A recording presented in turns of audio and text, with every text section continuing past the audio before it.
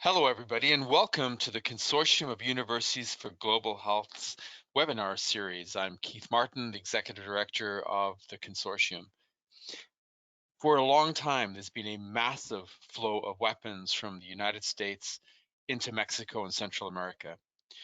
This has been an incredibly destabilizing situation with the loss of thousands of innocent lives and the torture and kidnap and murder of populations that have been terrorized in Mexico and in Central America. This is an avoidable global health catastrophe that's been unfolding on the borders of the southern part of the United States and has resulted in a huge flow of migrants, people who have been fleeing for their lives. We have today an incredible webinar on gun violence in the Americas, and we have three outstanding speakers to present on this very important topic.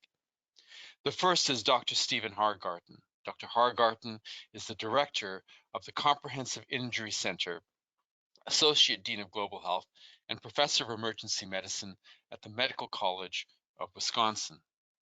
Dr. Hargarten will be followed by Natalia Baez. Natalia is in Mexico City. She's at the Mexican Commission for the Defense and Promotion of Human Rights.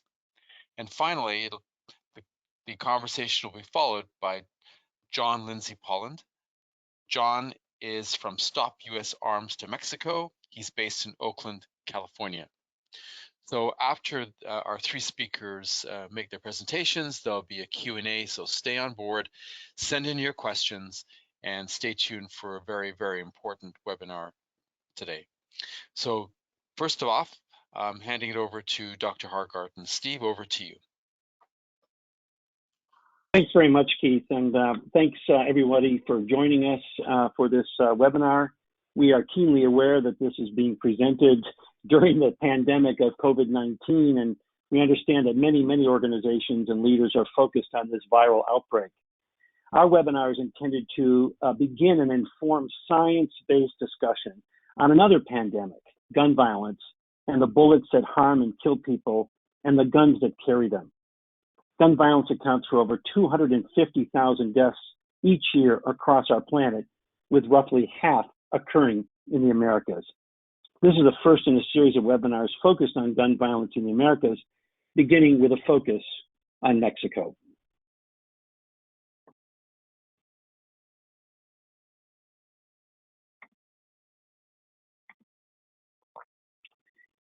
I apologize, but I have encountered a freezing of my slides, and I apologize for that.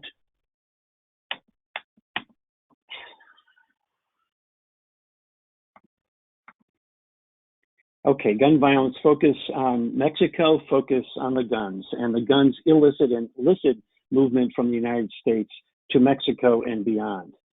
When we focus on an epidemic like gun violence, we want to utilize public health tools, organize our efforts around addressing high-risk groups such as youth and women, agent and vehicles, the bullets that harm people, and the guns that carry them, and look at high-risk environments such as the communities in Mexico.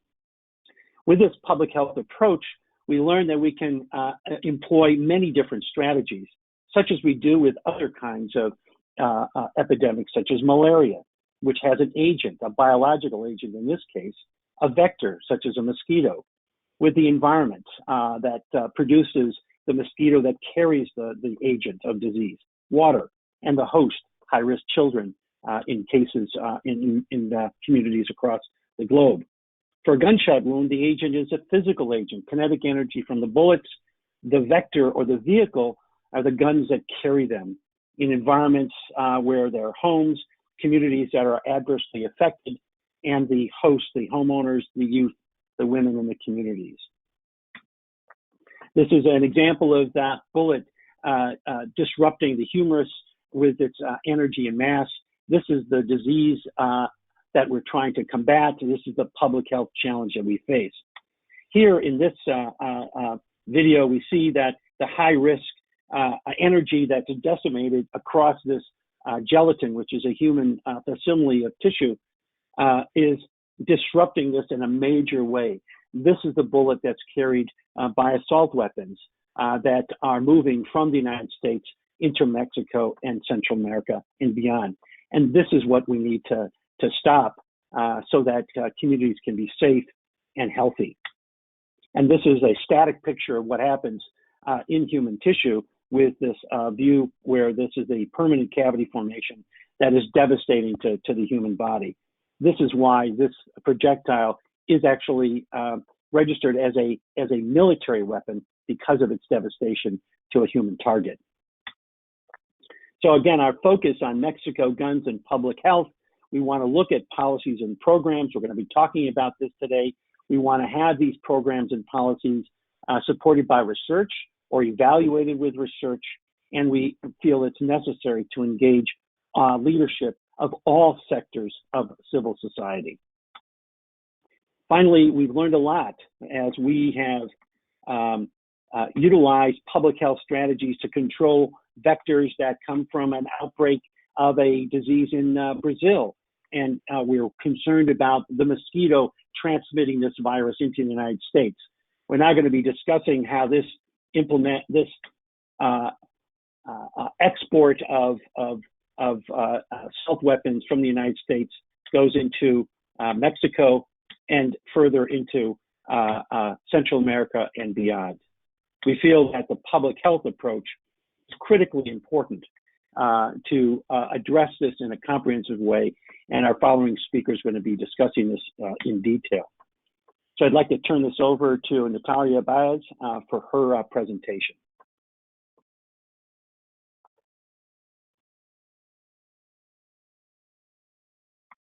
Thank you, Steve. Are you able to see my presentation? I think so, right? Hello, everyone. My name is Natalia Baez. I'm a researcher at the Mexican Commission for the Defense and Promotion of Human Rights. We are a civil society organization that seeks to reduce the causes that foster serious human rights violations and impunity in Mexico.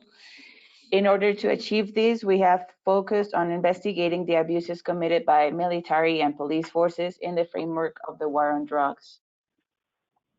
I will be addressing a more general context during my presentation of the impacts not only of legal gun trafficking, but also the role of increased militarization of law enforcement policies.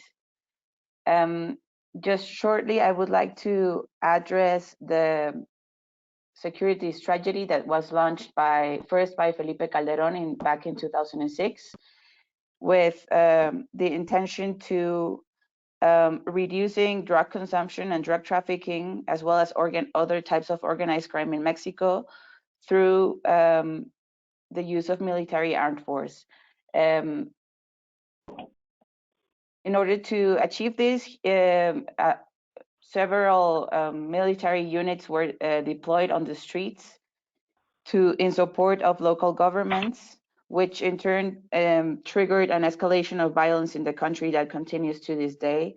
The first joint operation that was launched was the Michoacán joint operation back in 2006, and several other similar joint operations were later on launched in other regions of the country as well, with the same negative outcomes. Later on also, Mexico and the US signed the Merida Initiative, and which was also a strategy intended to combat drug trafficking through the participation of the Army and Navy forces. This in turn also increased the US firearms exports to Mexico, and Mexico became the #1 importer of US firearms, ammunition, explosives, and gun parts in Latin America, amounting to about 30 million per year.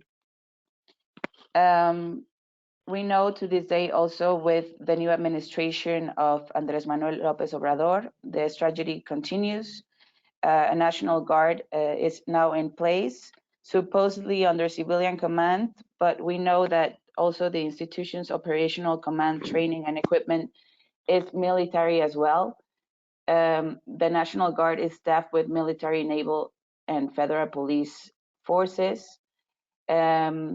last year alone, from July to December 2019, over 24,000 National Guard soldiers have been deployed for law enforcement.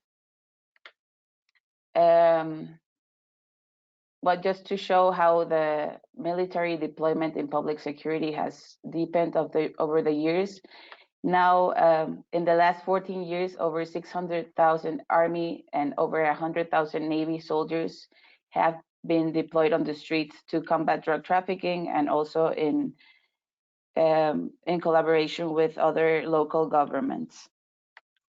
The magnitude of this intervention is really unbelievable, and I think you cannot see it in other countries that are not have not admitted to be in an internal armed conflict. Mexico is supposedly not in an internal armed conflict, but there's an enormous amount of military deployed on the streets. This is also very dangerous in regards to the impunity rates and the human rights crisis that the country is also facing. We know that in Mexico, over 99% of the crimes are not investigated. There is no chance for the victims of human rights violations to access justice or reparations for the thousands of crimes that are committed on a daily basis. The gun homicides, torture, enforced disappearances, extrajudicial killings, and illegal detentions are a daily matter in Mexico. Mexico has also become, as I've mentioned before, the #1 importer of US firearms in Latin America, and murders are the leading cause of death among young people and adults between 15 and 44 years of age.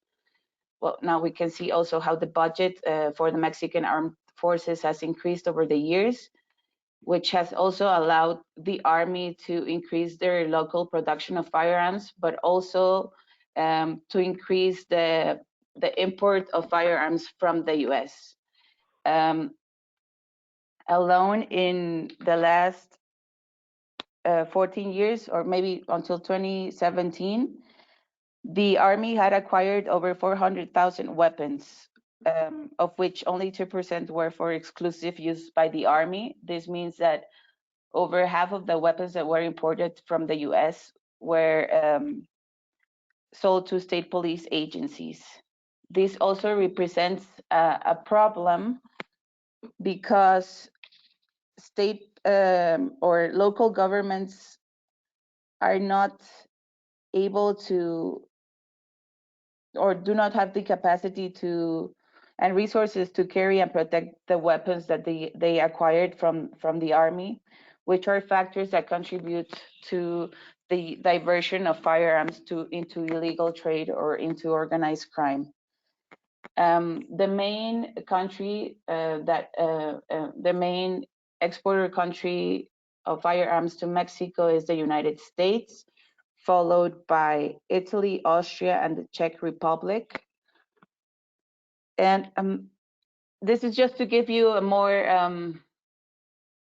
general perspective on the amount of militarization and legal trade of weapons that is currently happening in the country. But at the same time, due to the impunity rates and the human rights crisis of the country, this has had also a very negative impact on homicide rates. For example, between 2006 until 2019, over 250,000 people have been victims of intentional homicides, and over half of the homicides are committed with firearms.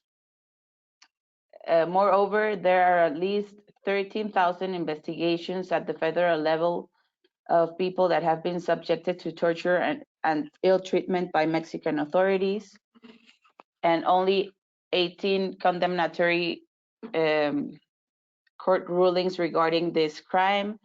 Moreover, there are over 60,000 missing persons in the country, and only 13 condemnatory court rulings regarding this crime.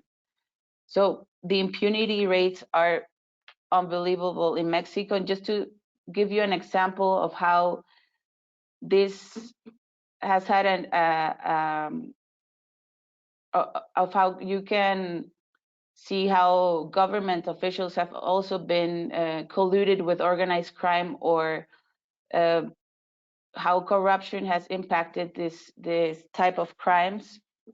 I would like to talk shortly about the massacres in Tanhuato in 2015, where federal police had a confrontation with an armed group allegedly from the Jalisco Nueva Generación cartel.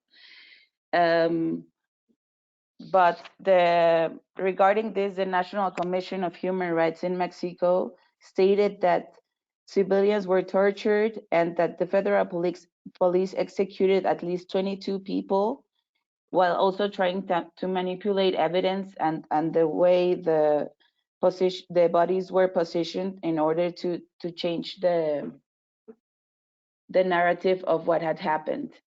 Later, also in 2014, there was a massacre in Tlatlaya, the state of Mexico, where armed groups also had a confrontation with army soldiers.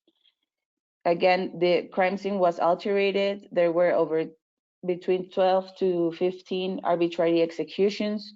Again, people were also tortured in order to change their statements and well, to increase the impunity of these crimes. And then to this day, no one has had a trial for these crimes.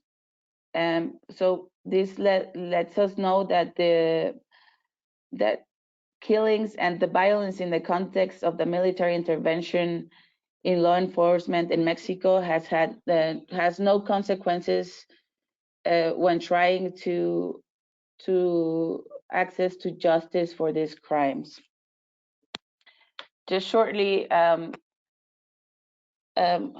would like to talk about how we can confront this violence crisis. From the Mexican Commission, we have tried to push forward the demilitarization of public security, of law enforcement in Mexico, an end to the Merida Initiative in order to reduce legal firearms exports from the U.S. to Mexico to levels before the war on drugs was first started. Also to reduce the risk of diversion of firearms, knowing that local governments have no capacity to really trace and control the end users of these firearms. And we have also pushed forward that Mexican authorities create criteria for end users of legally exported firearms and efficient mechanisms from producers to end users. I think I went over my time, so I will hand over the word to John Lindsay-Poland. Thank you, Natalia, and good morning, everyone, or good afternoon. I'm going to talk particularly about the illegal flows of firearms to Mexico, which if there were more than 20,000 gun homicides in Mexico last year, about 70% of all firearms recovered at crime scenes in Mexico come from the United States. So at that rate, there were more firearm homicides in Mexico last year with US sourced guns than there were in all of the United States. So one of the things that we really want to emphasize is that it's important to include and consider who is being impacted by any kind of public health crisis, including the crisis of gun violence. And so when we're thinking about it, who is in the balance, who is being considered?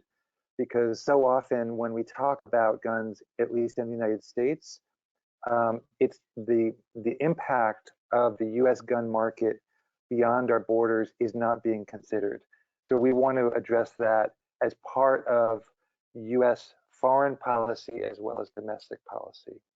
So you might think, okay, we have a really strong border. I think someone has been talking about building a wall, but in fact, most of the controls at the border are focused on the south to north movement of people and things, not the movement from north to south, from the United States to Mexico.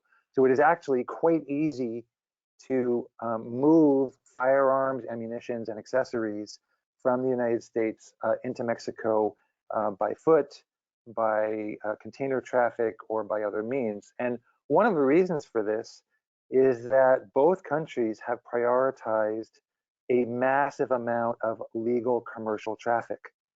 And that means that it is very easy to put something that is small and as destructive as a firearm, or just put it into parts, put it in your duffel bag, or put it in a truck and get it over the border, because there is no way that and we've seen this in the drug war, right, that it is very difficult to actually keep things from going over the border when there is so massive commercial traffic. So one of the things that's meant is that the markets that use guns in Mexico and Central America rely on the US retail market. So this particular graph shows what I was mentioning before, that in Mexico, there are 70% of the guns that are recovered at crime scenes come from the United States. They may be purchased at gun stores or gun shops. They may have been produced in the United States. In Central America, it's a slightly less percentage, but in El Salvador, close to 50%, and in Guatemala and Honduras, also close to 30%. Now, there is another percentage that is not identified where it came from. Some of those may also have come from the United States. So where are they coming from within the US? In the United States, the biggest market for firearms that are trafficked into Mexico is in Texas. About 41% of all firearms that are recovered from crime scenes in Mexico and then are traced in the United States were sourced in Texas. And there is a study that estimated that the number of firearms purchased in the United States each year in order to be trafficked into Mexico illegally was about 250,000. That's an enormous number of firearms. A lot of times in the United States, we talk about assault weapons, and they come up because of very prominent mass shootings that are they're stunning. They generate fear. In fact, most gun crime in the United States and gun violence is committed with handguns. So sometimes you will hear an argument from advocates either of the gun industry or people who are focused on stopping crimes in cities that are being committed with handguns, that the assault weapon is not the primary, should not be the primary focus. But in fact, in Mexico, assault weapons are used by criminal organizations that want to control territory. And as such, they are looking for military means, military grade weaponry, and military trained personnel. And so the assault weapon becomes key, and in fact is used in many, many more crimes in Mexico than in the United States. And not just homicides, forced disappearances, rapes, extortion. Extortion is a key crime for organized crime in Mexico. That is how they make their money, right? So I'll come back to that in a moment. Now, this is a map that is on our website. It's interactive. I won't interact with it now, but it shows where guns have been recovered in Mexico. And you will see, especially if you go to this and you zoom in, that along the border, and where my cursor is along in the Rio Grande Valley, that's in the Mexican state of Tamaulipas. There are more guns recovered in that state in Mexico than any other. And it is right across the border from the Rio Grande Valley in Texas. Again, Texas being a primary source of illegally trafficked weapons into Mexico. There are also a very large number recovered in Chihuahua, the state of Chihuahua, where Ciudad Juarez is, right over the border from New Mexico and Western Texas, as well as in Tijuana, right over the border from San Diego, where there are also large numbers of gun homicides. Tamaulipas, I would like to mention, is a center for a couple powerful cartels that are warring with each other. And it is also an area where migrants pass through. It's the shortest route from Central America to the United States. If migrants are seeking to come to the United States, many of them are going to go through Tamaulipas. And as a result, organized crime has targeted them for kidnapping and other crimes. So what is happening in Texas and in the Rio Grande Valley? One of the things is that there are gun shows where no background check, federal background check, is needed in order to purchase any kind of firearm, including assault rifles. This was a few weeks ago at a gun show in Kerrville outside of San Antonio. And you can see on the left a photograph of a 50 millimeter Barrett sniper rifle, which was being sold by someone who was not a licensed dealer, so no background check was required. This is a weapon that fires up to a mile accurately, and so is very much desired by criminal organizations, and hundreds of them have been recovered from criminal organizations in Mexico. This was at another shop called Suppressed Tactical Solutions. They're showing on the counter here, they showed us different kinds of assault weapons. The one on the bottom is actually not even considered an assault weapon. It has a brace on it.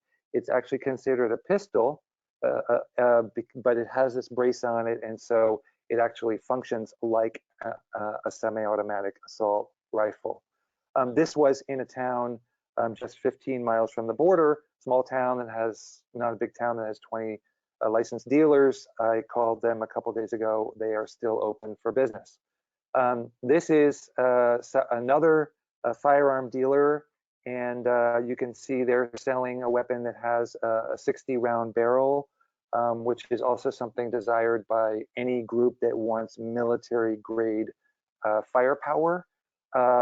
Just 3 miles from the border, and I called them today, and they said they are also still open for business as long as there are no more than 10 people in the store.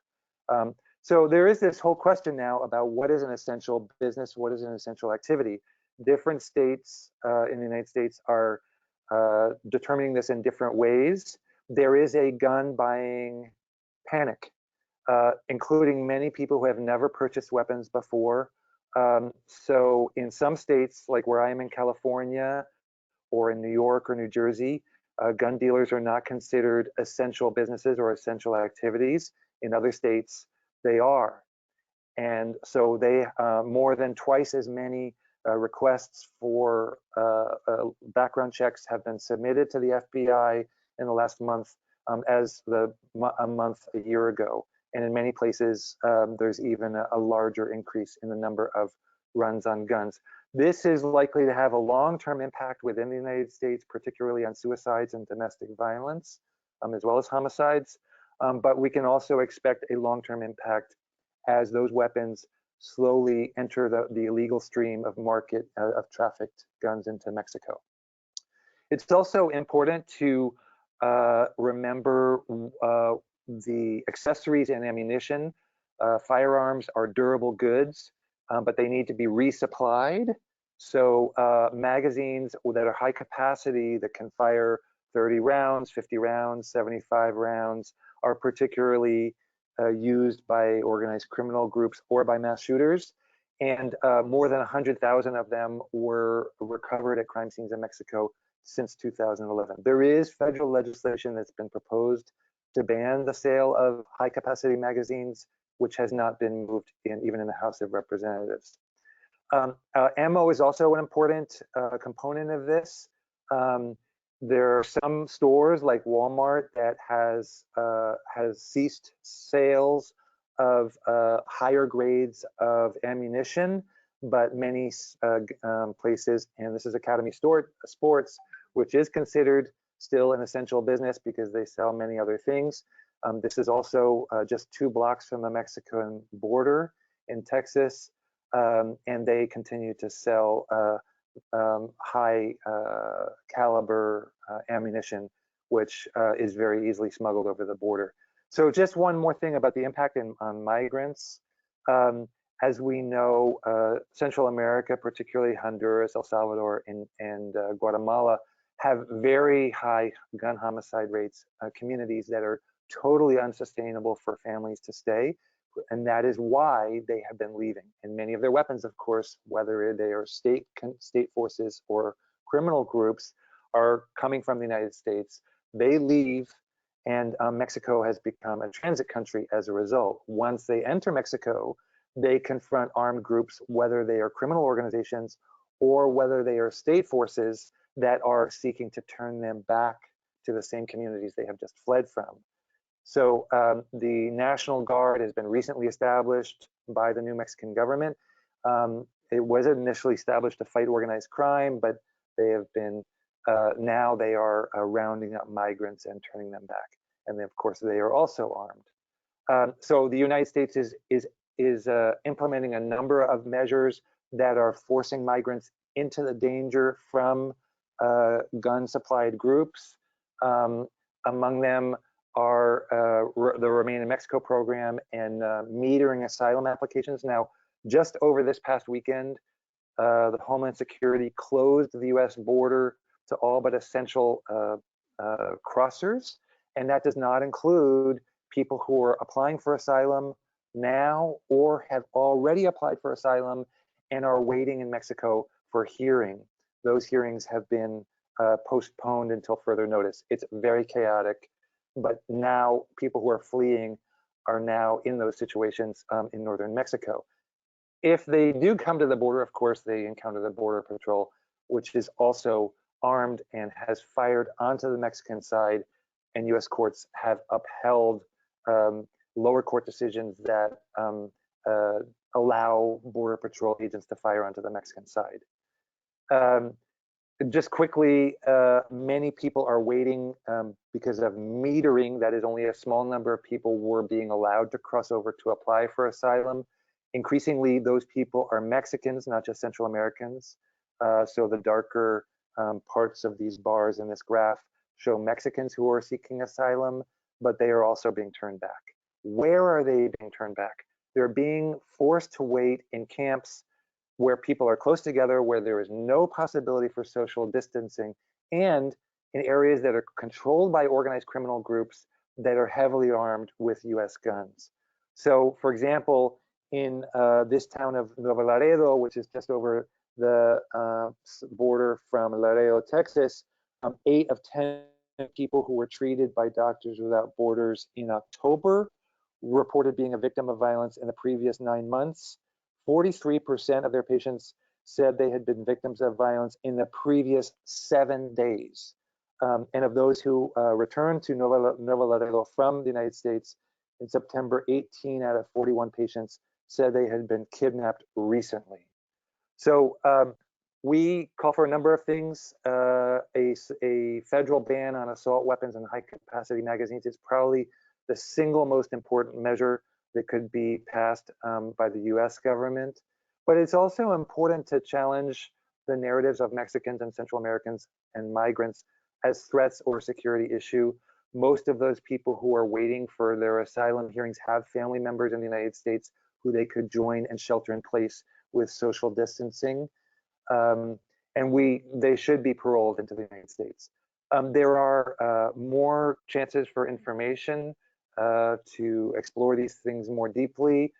There will be webinars coming up the weekend after next, as well as on April 4th and 5th, as well as April 21st. And finally, we encourage Mexican consulates in the United States to hold events with the Mexican community to engage them in order to have more conversation that's international, even within the United States. So with that, I will pass it back to Keith for conversation and questions. Thank you. Fantastic. Thank you very much, everybody. That was gripping. And for those of you who are listening, this presentation will be online at cugh.org within a week. And we will encourage you to please share the information, these presentations, and share them widely, directly with your congresspersons and the public. So to some questions here that have come up. This is coming from Natalia, this is for you. It comes from Jeff. And Jeff wants to know, are there places, Natalia, where the recommendations that you are suggesting have they worked, and if they have, where have they worked?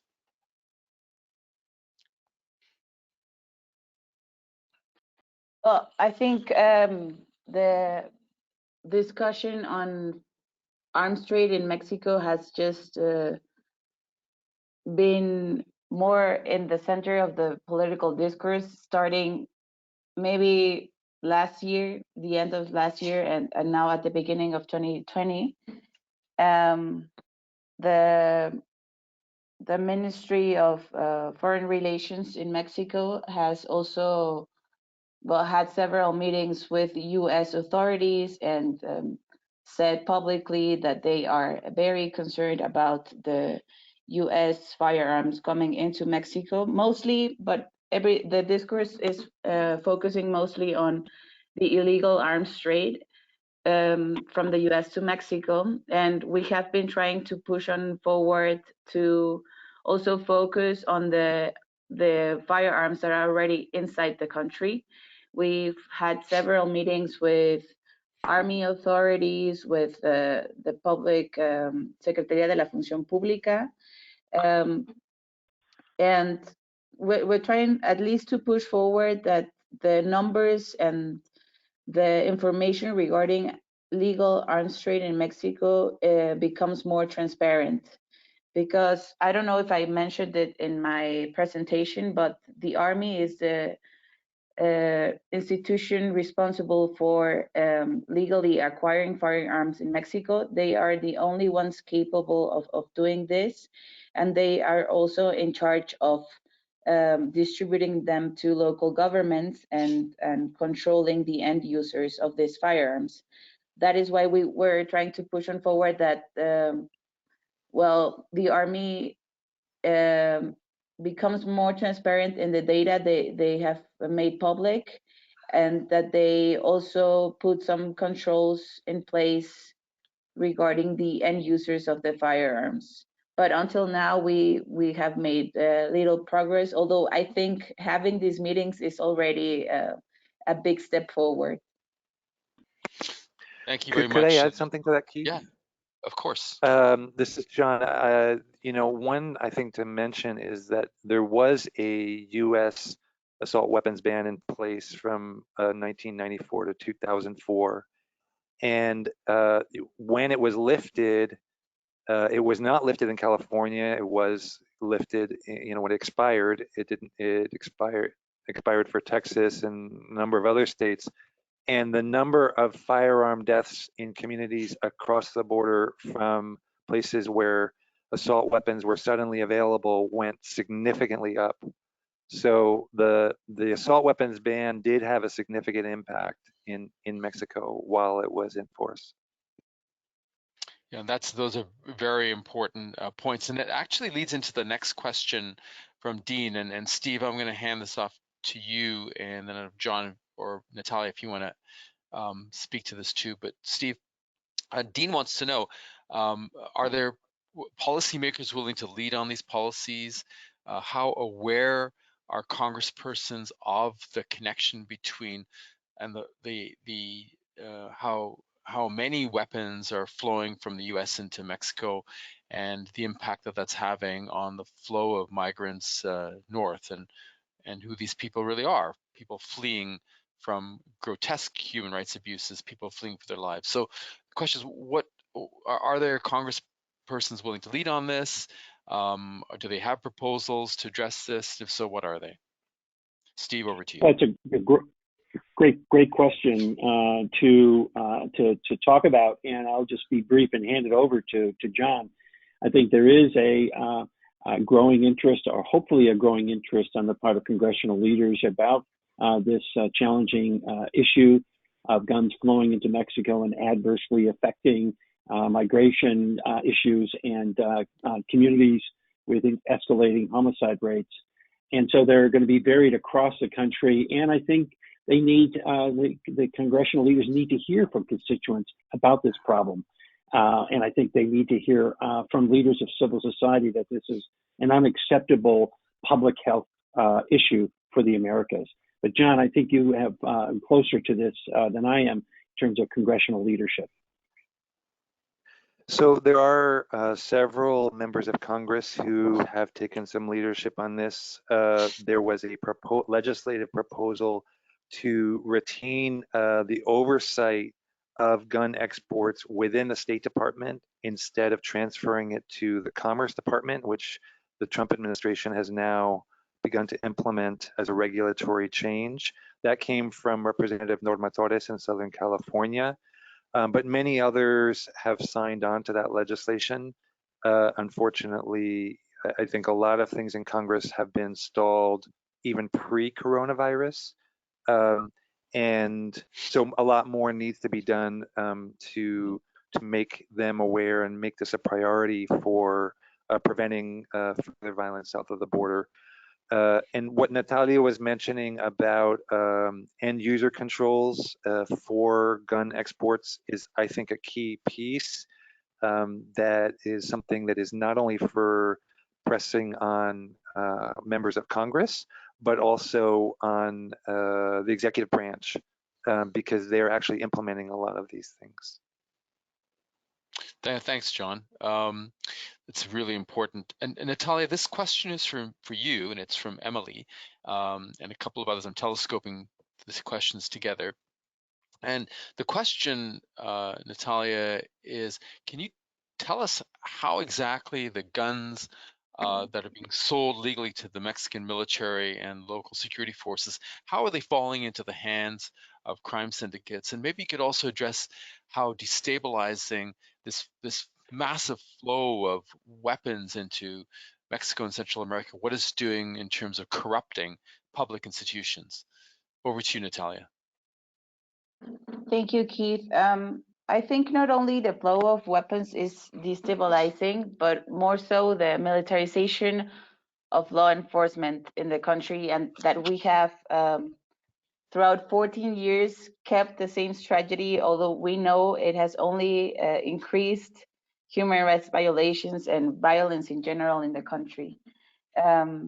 Regarding how guns get diverted to organized crime, well, the issue of illegal trade it's also a difficult topic to research, because we do not have official access to information to know how firearms are diverted.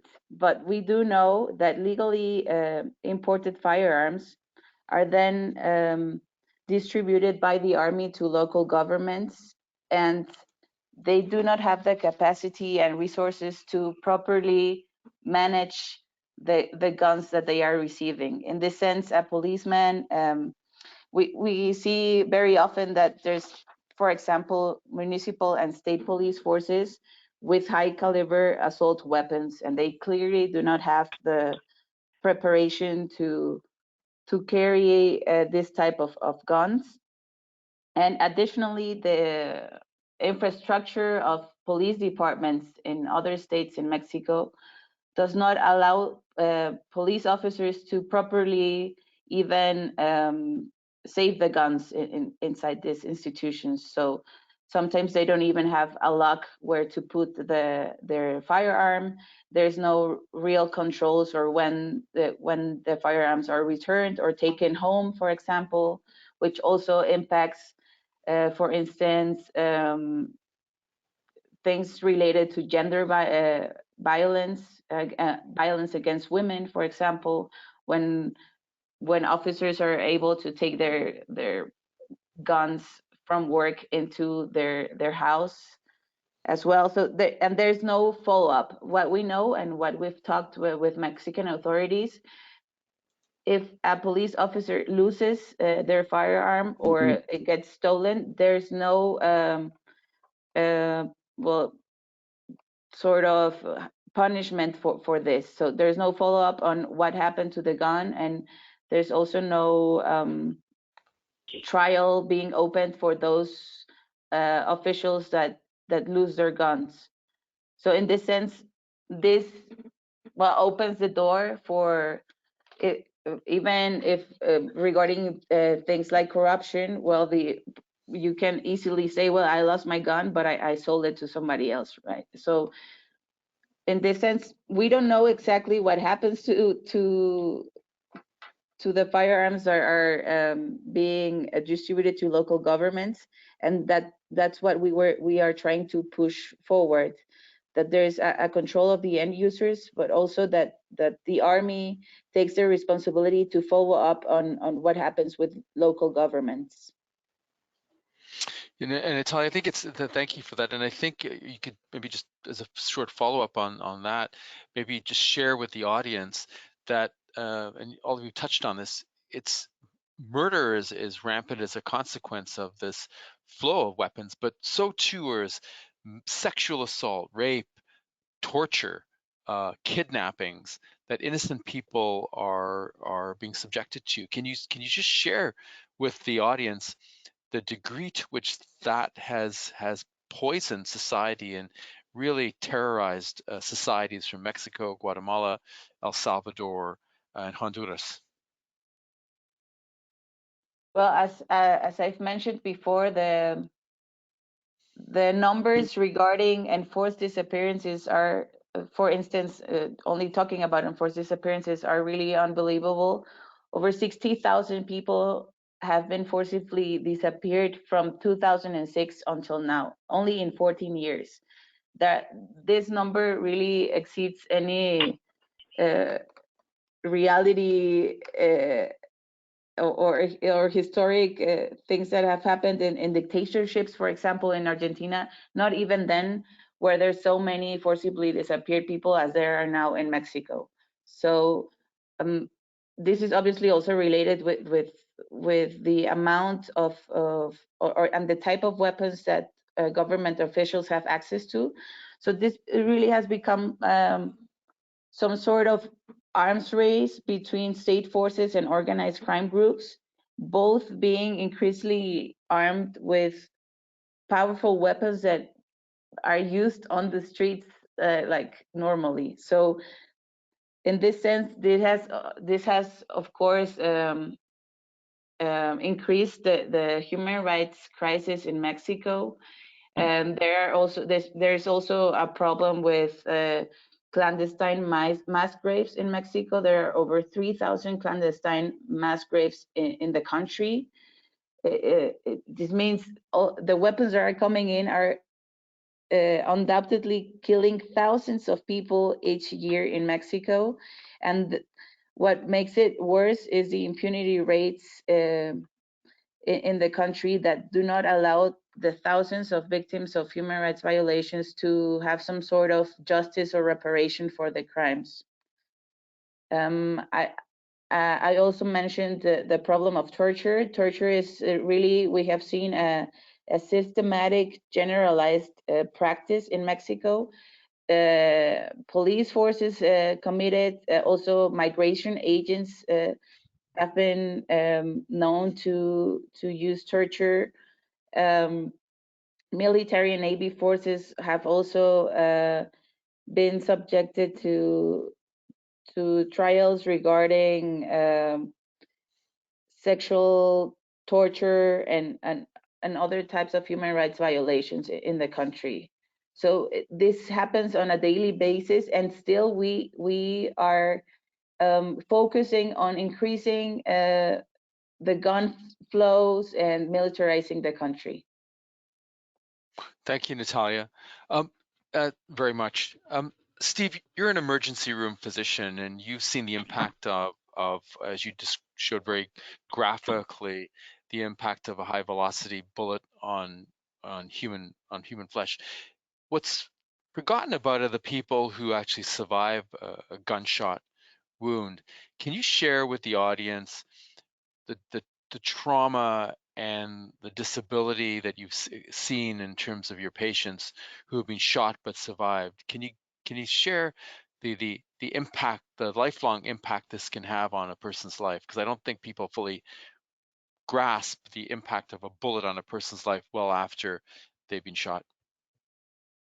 Thanks, Keith, for that. And at trauma centers such as ours here in Milwaukee, We obviously take care of the biology of the disease by controlling the bleeding and salvaging organs, but the psychological, the behavioral injury is what we're increasingly looking at and treating the patient concurrently with a trauma psychologist who, along with the trauma surgeon, looks at and screens for post-traumatic stress disorder development.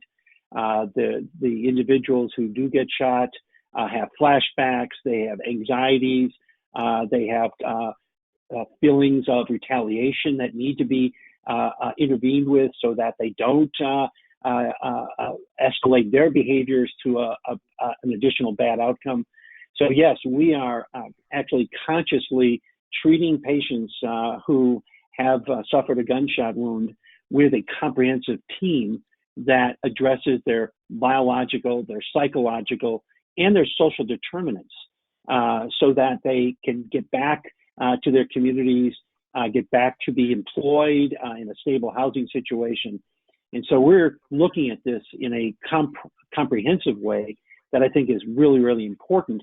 And it has implications and for communities to also heal after gunshot wounds occur in their respective areas. So I think it is a very, very important development that is occurring more and more across the United States and internationally.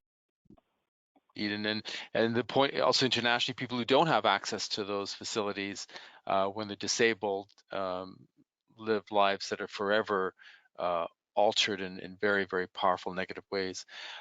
John, this question is for you, and it's from Sophia, and she wants to know about new U.S. export laws transferring certain firearm regulatory power from the State Department to the Commerce Department. Do you have any indication of what that transfer is going to do in terms of the impact of gun violence in Mexico and Central America? Well, thanks for that question. It's one of the things that the firearms industry itself says is that they expect to increase exports globally by about 20%. Now, the United States is already an enormous exporter and producer of firearms, so the markets that those increased exports are likely to reach are much more likely to be violent actors, whether they're state or non-state actors. And the reason is that the oversight was already weakened, and by reductions in the State Department, by prioritizing gun exports over the kinds of concerns that Natalia was talking about of identifying and vetting end users. So, we have a law in the United States that for foreign assistance, no foreign military or police unit may receive U.S. assistance if members of the unit have committed gross human rights abuses. We do not have such a restriction on arms sales. And so in the case of Mexico, we know that there has been no end user identification in the certificates that Mexico submits to the United States and to the State Department. Under the Commerce Department oversight of this, Congress will not even be notified of applications of greater than $1 million for gun exports anywhere in the world. And there will be much less, even the already reduced end user controls that were in place will be even less under the Commerce Department. So we're seriously concerned that many more semi-automatic rifles and other weapons that are used by militaries and used by criminal and terrorist organizations will get into hands that will then use them to commit the many types of crimes we've been talking about. This is just being implemented in the last week, so it will take some time to actually measure what that impact is. But clearly the gun industry is celebrating it as something that is going to increase the flow of weapons all over the world. So just to be clear, and I'm going to turn this over now just to give you all a second to collect your thoughts, to give you a minute to summarize key points for the audience, and we'll reverse this John, you'll go first, Natalia second, and Steve last. John, to summarize what you just said is that the gun lobbyists are pushing for more sales overseas, a greater flow of weapons in the face of those weapons destabilizing Mexico and Central America, causing people to flee those regions for their very lives as a result of these weapons that are being legally sold and pushed into this region, causing greater instability. That's a powerful, powerful message that congresspersons need to listen to. So, John, over to you for a minute, then Natalia and Steve. John, closing comments for any final words or recommendations to deal with this massive neglected global challenge. Well, thanks, Keith. I think one of the most important things is that gun violence in the United States and in other countries needs to be seen as a public health crisis, and resources need to go to it. We've seen in the coronavirus crisis that this society and its leaders can mobilize massively, quickly, and turn resources over to a public health crisis. And that's how we need to see gun violence in Mexico and Central America, which is driving so many people to flee and to suffer the effects of this violence. So both for illegal flows that are coming from retail markets in the United States that can be controlled and would be to the benefit of our own communities, as well as the legal exports that are supposed to be fighting organized criminal groups, but instead are exacerbating violence because of lack of controls and the levels of those exports. Congress and media and our own civil society groups need to step in and call for controls and reduction of those flows. Thank you, John. Natalia, over to you.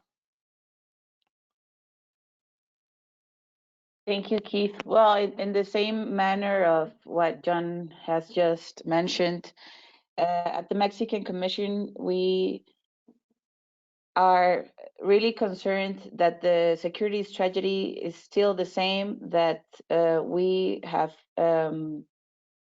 militarized the country to levels that are really unbelievable. And I think it's important to push on forward also to with American authorities of the impacts with human rights violations that U.S. gun experts have had in Mexico, and to change the perspective regarding organized crime and drug trafficking, for instance, in the U.S. and Mexico, to have a change of strategy to address these issues in a different way besides law enforcement and the use of military force. That's what I would like to say as a conclusion, and also to invite everyone to visit our website. We have some animated videos also that are with English subtitles in case you want to read more on the Mexican context. The website itself is in Spanish, but there are a few videos that are translated into English. Thank you so much, Natalia. Stephen, over to you. Thanks, Keith. And we've been really introducing to the audience a public health, a humanitarian crisis that we need to be aligned as we're seeing sectors of civil society aligning with addressing COVID-19 and its effect on communities across the globe. We need this similar alignment and dedication to addressing gun violence as it is affecting adversely countries all over the globe, but particularly in the Americas, and in particularly what we've been talking about and focused on Mexico. We need to be aligned to battle this like we're doing other major epidemics in our planet. Thank you very much, Steve. Folks, I'd like to really, from all of us here at the Consortium of Universities for Global Health, I'd very much like to thank Dr. Stephen Hargarten, Natalia Baez, and John Lindsay-Poland for giving such a wonderful presentation on what Dr. Hargarten just said is a public health crisis, a humanitarian crisis. I'd like to thank Jenna Smith, who produces the webinars, for the great work she does. And I'd like all of you to know that there are things we can do. Follow the people who are on who presented today, there are solutions that can be implemented. The failure to act will continue to cause the terrorization of innocent people in Mexico and Central America. And those people are now being forced to flee for their lives as a direct consequence of the flow of weapons that are being pushed from the United States into that part of the world. That's a humanitarian crisis. It's a human disaster, and it's preventable. Thank you very much for joining us today. I'm Dr. Keith Martin, and we welcome you to join us for our future Global Health webinar series. Have a nice day.